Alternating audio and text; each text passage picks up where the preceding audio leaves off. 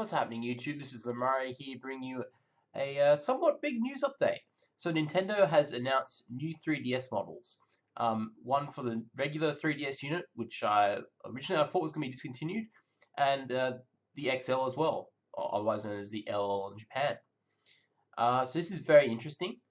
So you may ask, well, what's different? So as you can see from the images I'm displaying in my web browser right now, the volume control, if I can get a bigger, it's up there in the corner.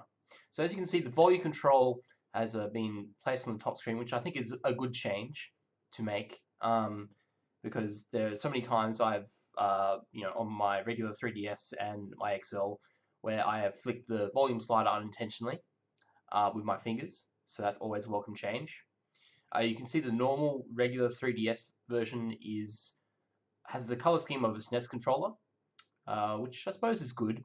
Obviously, on the big thing on the both new 3DS models is the analog stick. So it's there, I think it's there for fighting games, so things like Smash will be a lot easier. Also, notably here on the bottom, the rather as opposed to the start and select buttons being next to the home button, they have now been relocated to under the X, Y, B, A buttons. So yeah, the obviously more colors. Another close-up of the colored buttons. They're resembling a SNES controller. New back buttons. So this is like Wii U has ZR and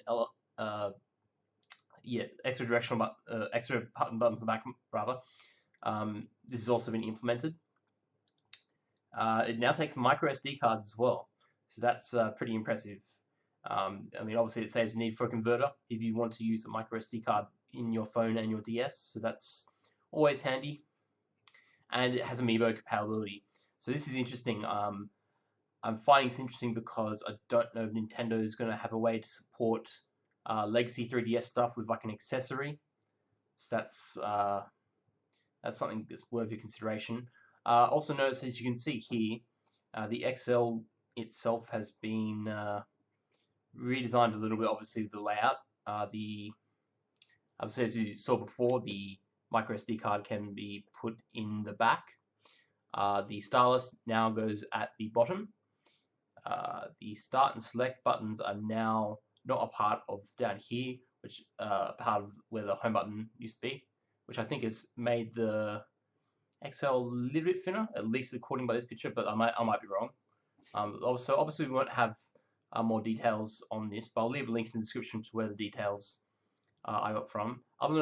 The most notable feature, which I probably should touch on at the start of this video actually, is the camera has now been updated to make the 3D more accurate. So if I move my head around here and I'm playing my 3DS example with the 3D turned on, and I go woo woo woo woo woo woo woo, out of the normal DS, that would appear very blurry. But with what this camera promises and supposedly does is track your face motion and make the 3DS 3D effect appear less blurry.